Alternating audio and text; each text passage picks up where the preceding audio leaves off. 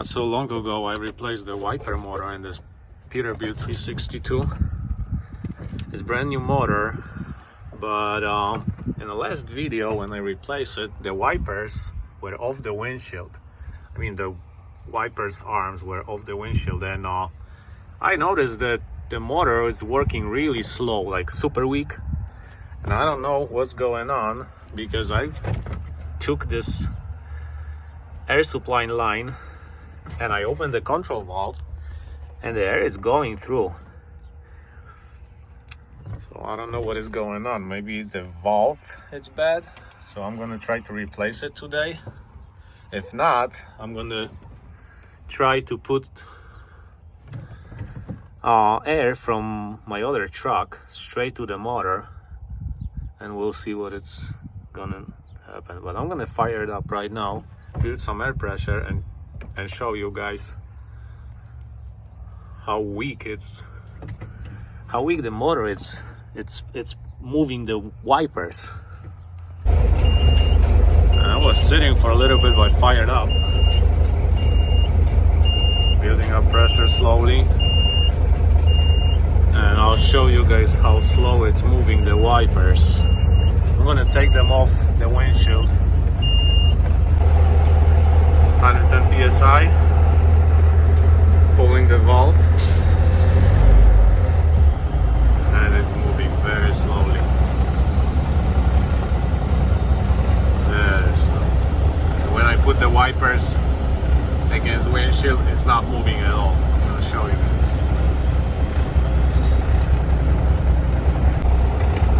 Check this out. Wipers on the windshield, pulling the valve. It's not even just a little bit. It's trying, but no, it's not going.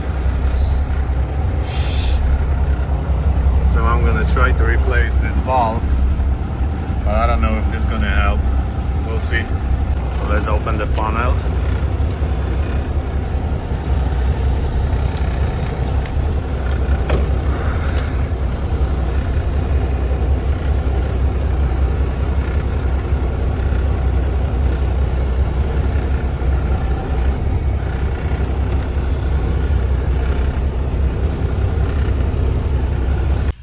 Got the panel open. The passenger window valve, it's leaking. I'm gonna have to replace this thing too, but first I'm gonna try to do this, but it won't be easy. Look at this thing here. I'm gonna try. First we're gonna remove this little Allen bolt here, and this nut, and push the valve inside. After removing this line, it's a supply line to the valve. I have noticed there is much more air pressure that is going from the valve to the motor. So I'm not sure how much air pressure the valve is supposed to release to the motor, but I think it's not enough. Well, I hope. We'll see. I'm gonna replace this thing and hope it's gonna work. If not, I have no idea. Old one is out. Have to put these fittings to the new one. Some Teflon tape. It's good. It looks like whoever was putting this thing together, he put the Teflon paste on it, and you can see there is a little strainer inside, and the paste is all over it. And the same on the fitting. All fittings are in the new valve. I'm gonna try to put it back on.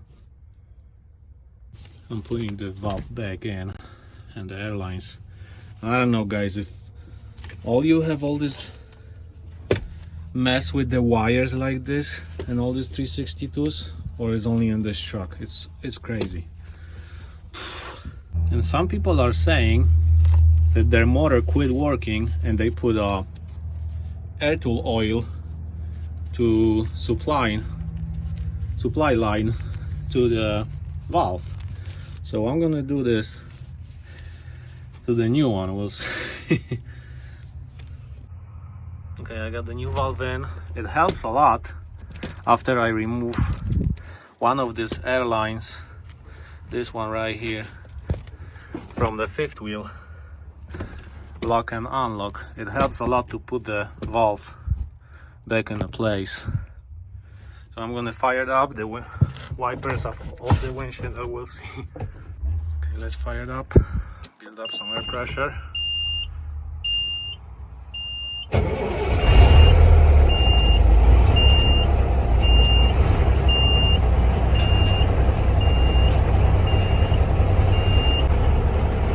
Okay, we got the air pressure. Wipers are off the windshield, so it's much easier for the motor. Let's pull the valve. Wow, much better. I'm gonna put the wipers back on and we'll see. So we have air pressure, wipers on the windshield, pulling the valve. Nice, that's what I'm talking about. So it was the valve fault. Working good now.